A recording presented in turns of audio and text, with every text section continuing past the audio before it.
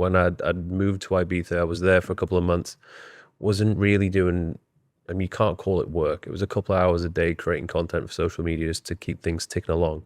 And it was just a pure hedonistic lifestyle, which was fun for a couple of weeks. Then it gets very repetitive. Then you somehow strangely get like, I wouldn't call it depressed, but you're quite Your vibrational flat. frequency is You're lower. just like, what am I doing? Like I literally have no purpose. I'm not being useful in any way, shape, or form. It's like a very selfish existence, just trying to enjoy life, but it's actually not really bringing you that much enjoyment. And I think that was when, at the end of that summer, I was like, hang on, all these things which I thought would make me happy, they're not actually making me happy. That's why retirement isn't a thing, Yeah, because you can either be a consumer or a producer. And you look at the people that consume all day. yeah, They're just consuming, consuming. You can see it on their face. You can see it in their habits. You can see it in their belief system. You can see it in their thinking patterns. The people that produce real value, they have to show up every day. And if you have value to provide, then you can find purpose. And purpose and hope is the things that once you makes you want to wake up in the morning and actually achieve something. it literally was a mini retirement, and I had a taste of what it was like. I was like, I do not like this. And I think that's a big fallacy that a lot of people aspiring to be entrepreneurs um, think of is, hey, I'm going to work 5 years, make a ton of money, 10 years, and I'm just going to go live on a beach, sip some coconuts and have a good time, get a margarita, and I'm just going to hang around for the next 50 years and just going to be a blob of unproductive bullshit. And it's not a very productive, happy lifestyle, because we are created to work. We are meant to produce. We are meant to provide value. And if you can provide value, you bring purpose. Absolutely. Absolutely. Yeah. And what I love about this journey creating content is, and what I love about the internet is not only a democratizer of opportunity, but it also is a democratizer of opinion. So you get so many opinions and so much feedback from who you are, the content that you produce, and people keep you accountable. They keep you in check. They keep you on your toes, which also brings purpose, because you start evaluating. It's kind of like a mirror. You start seeing areas in your life that need improvement. So you see somebody making more money. You're like, okay, well, that's probably possible. Or you see somebody with a better physique, or you get roasted on the internet, and you're like, oh, well, maybe they're right. Maybe I should work on this. And you utilize it as a source of inspiration to continue leveling up. Yeah. Well, you finished that last vlog with a very inspiring rant, which was regarding the 3 essential skills that every man should have. First is being the best at what you do. Second of all, to be irreplaceable. And third of all, to be in high demand. Yeah. Being on the market trends. Yes. What are the trends that you're seeing for this or the rest of this year? I mean, crypto's at the pinnacle of what's taking place. Content creation is at the pinnacle, and building businesses online. The internet is what I like to call the digital gold rush. In the year 1848, rumors spread in the eastern colonies that in California, there was a man that had found gold in the American River. And once the president announced that these rumors were true, 300,000 people moved from east to west, whether it was by land or by sea, to find gold. Today, we live in a similar opportunity. We live in a digital gold rush. The opportunity to change and fundamentally, radically revolutionize your existence within just a couple years by tapping into the internet. The internet has changed everything, because it doesn't matter if you're in Africa, South America, Asia.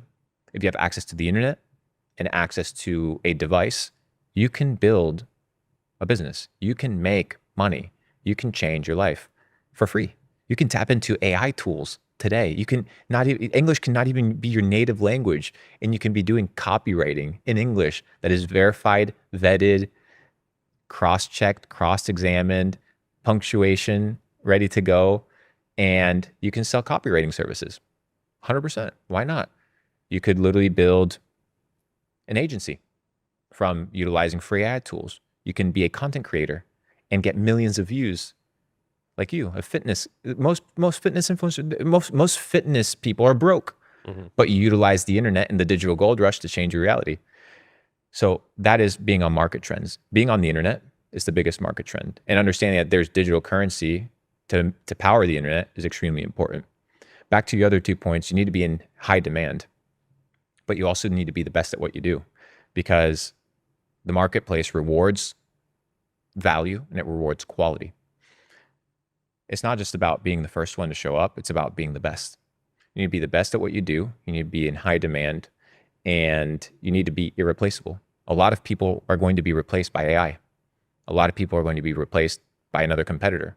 So you become irreplaceable by carving yourself in the marketplace as a person of authority or as an organization of authority, by being ahead of market trends or utilizing and leveraging the new technology that's coming out so that you don't get squashed. And that is a recipe for massive success. You mentioned before a little bit about peptides. What's your thoughts on the whole biohacking scene, peptides, things like that, to optimize health and well-being?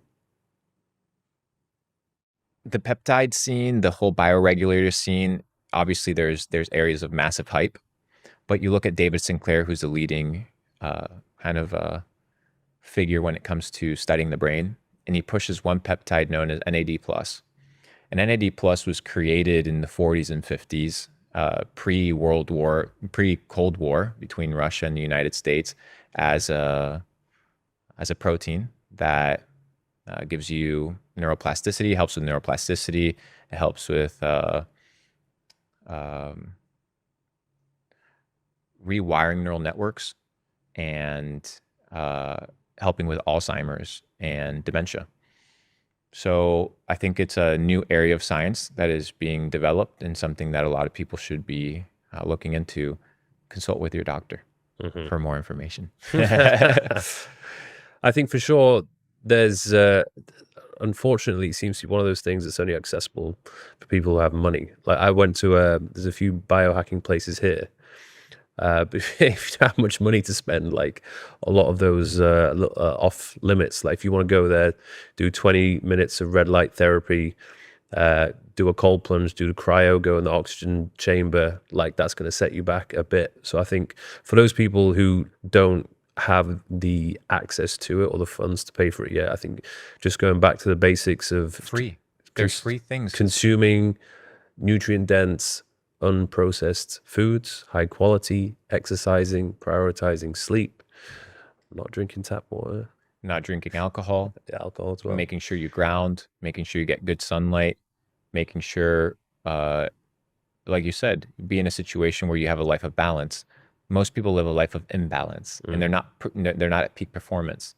So you can do a lot of things for free that require $0 that are going to keep you healthy. Stretching, mobility. Oh yeah, last time I saw you, we went through some stretching. We went through the session. We had a good time. Yeah, I It was felt a good after session. that. That actually inspired me to get on the stretching journey. Yes. I because of that, and then there was a tightness on my left side. I think it was a snapping hip syndrome or something. It sounds nasty, but it's not as nasty as you think. It's quite common. Every time I walked, I had a little click on my left hip. So apparently there was some tightness in the IT band, a few other issues as well, just purely from lack of stretching. And obviously I am no spring chicken now. I'm 33. I've been thinking about it now. I've been training like consistently every week for like 15 years. Crazy. No stretching. Yeah. Like, of course it's going to catch up to me. Yeah. So Mobility is extremely important. You already built the skeletal muscle, which is going to give you longevity. But look how many people look at old people try to walk out of just get out of a car, or just get up from a chair, or the inability to squat. Yeah. It's horrible. So I got to get my gains up. Not gonna lie, but next time we do part 3 next year, hopefully I'm a little bit closer to your level. Are you going to be, I imagine, non-stop travel for the rest of the year? Yeah, I mean, just traveling, living, bro. One of my goals is to visit every country in the world. If I would say, I only splurge on a couple things: food. I like experiences, and travel. Yeah. And I'll stay at the nicest villas. I'll stay in the nicest places. I'll rent a couple cars here and there, but it's all about the experience. That stuff makes a difference. Yeah. Whenever I've noticed this recently, whenever I try and save some money by staying in a place which is cheaper, I notice it affects the overall experience of the trip. Like when you, it sounds ridiculous, but when you actually do stay in a place which provides this, I don't know, amazing environment, it enhances the trip massively. And a lot of the time you spend quite a bit of time in the place that you're going to be staying at. I mean, I get it. If you're traveling around like all day from first thing in the morning till last thing at night, then you probably don't need, you know, the most amazing hotel room or villa or whatever it might be. But if you are going to be spending quite a bit of time somewhere, then spend a little bit of extra money. Like particularly if, you know, all these people that they go on their honeymoon to the Maldives. If you're doing this once in a lifetime experience, don't try and look around for the cheapest villa. Like, try staying like one of the best places. Go for the best experience possible, because it's an experience for you. Yeah. You're depositing, you're taking dollars or whatever currency you have, and you're exchanging it and you're depositing it into the bank account of experience. It's so worth it. Why do we have money if not to utilize it? It makes no sense. What am I? You're saving dollars while the government's out here printing it out the air? No, when you use that money, have experiences, because those experiences lead to new information. They teach you new things about the world. Like, for example, you spend $10,000 on this place, bro, you spend 6 figures a year on this pad. It's a great experience. Every time I wake up and I walk out my bedroom and I look at that view, it puts me in a mood every day. And you could live in a 1-bedroom shitty apartment that is looking at the roads and in the sand and all the bullshit, but you decided to utilize your resources for experiences. And the more experiences you have, the more information you unlock as to what is possible in life. And experiences are just data sets and pockets of information as to the potential of life. You go to Bali and you stay at these massive villas overlooking the ocean. You go to Ibiza, you go to Europe, you go to South America, you go to Patagonia, go snowboarding in the Swiss Alps or anywhere. These are experiences that are beautiful. Life is about experiences. Life is about experiencing the fullness and the range of everything. So don't limit yourself to one experience. Don't limit yourself. Don't be cheap with yourself. You could maximize your life by betting on yourself and allowing yourself to live a little bit better. Yeah. Like when I'm on my deathbed or whenever the time comes, I want to look back at my life and be like, that was a good life. There's only 2 regrets that I have in life, and they may sound super superficial, but they're not superficial for me because they're once in a lifetime opportunities. One of them was there. I'll just mention one of them was the World Cup final. In which country? This one, the one that just happened in Qatar. Yeah. And I could have bought the tickets, $15,000, $10,000 each. I was going to take my dad to it. My dad wasn't available because he was busy at the time. So I was like, okay, whatever. I'm just going to watch it from the apartment that I had in Dubai and just watch it on the TV. Argentina ends up winning. What a game. The craziest match of all time. And I'm here, I'm Argentine. And I'm like, fuck. All I had to do was like, just go. I'm like, all I had to do was go. And that's an opportunity I will never be able to relive. Yeah. That's to me is a regret because I had the possibility, I had the resources to do it, but I was cheap about it. Yeah. So I want to just watch it on the TV. I watched it with some friends. It was dope, but it was like, you missed out on an experience. And you don't have to have a ton of money for experiences. You just have to be able to realize that life is about finding these experiences and enjoying them in the process. Even when I was in Japan, the opportunity came up to watch one of the big sumo matches live. And it's apparently really difficult to get inside of those arenas because the whole country wants to go, but they give out tickets like the lottery just to random people. So I managed to get in contact with someone who had a contact with somebody else. The tickets were not cheap, they're expensive. I was like, screw it, like when else am I going to be in Japan? It's going to get the opportunity to watch sumo. And I went and it was just such a cool, like everything was so different. Like the way that everybody was sat in the stadium, you know how at the front, it's like usually the more expensive seats. We walk in, everyone sat down, crossed legs, just sat on cushions. I was like, what? This is like the VIP area and everyone's just sat in these little areas like cross-legged. It's like, what the hell? It was so cool. It's so dope. It was like, it was worth it. What's a country in your pipeline that you want to visit? we're going to Europe with Raul this summer for like 2 weeks. You should join. We should do a little boys trip. Whereabouts? We were going to do 3 countries, and Hmm. I think we're doing Ibiza, we're doing Croatia, and then I think we're going to do another one.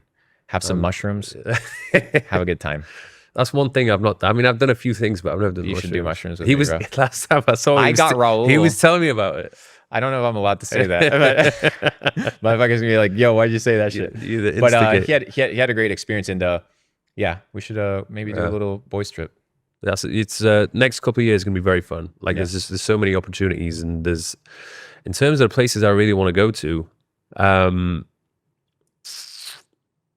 I have Australia and New Zealand in my bucket yeah, list. I haven't done Australia's a that. place. I feel like I have quite a lot of my followers that are based in Australia. Big fitness scene there. Still never been like random places like South Korea. I want to see what that's like.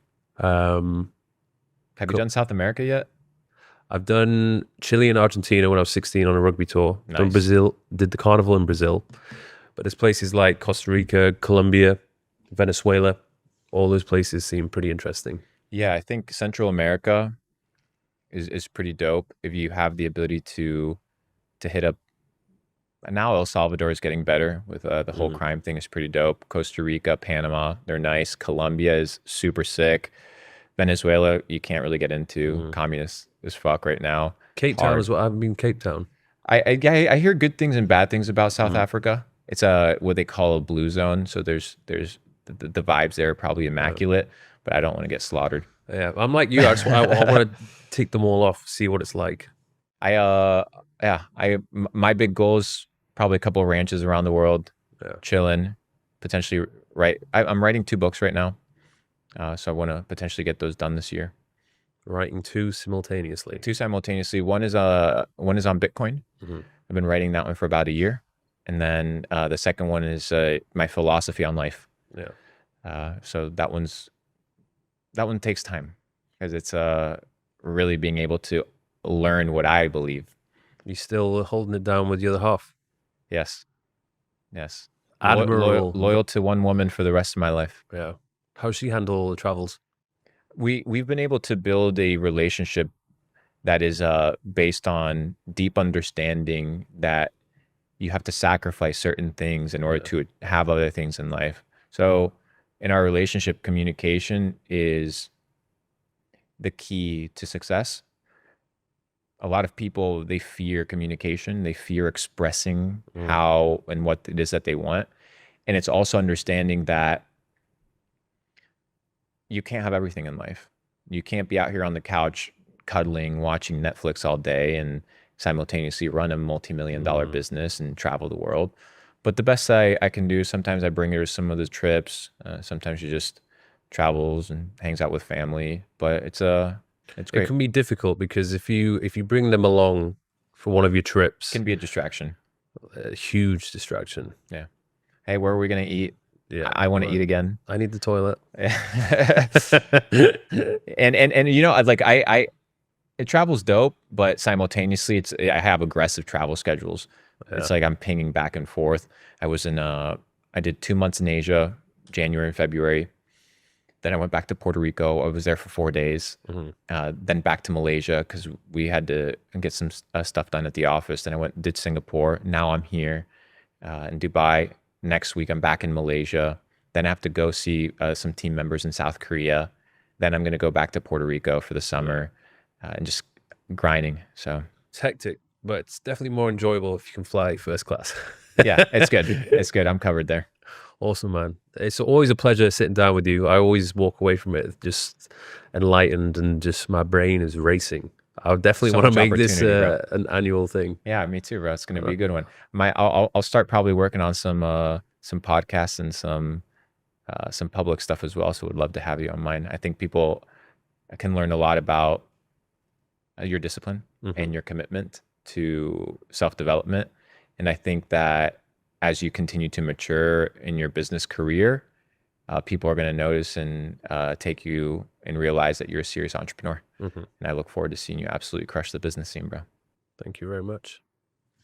My hands are sweaty. Sweaty as fuck, right? Hey, Dubai weather. The AC's off. We're out here. It's a little bit hot. Hey, you gotta check it real. Gotta keep it real. Hashtag undeniable in the comments if you want to live the best fucking life of your dreams. Awesome.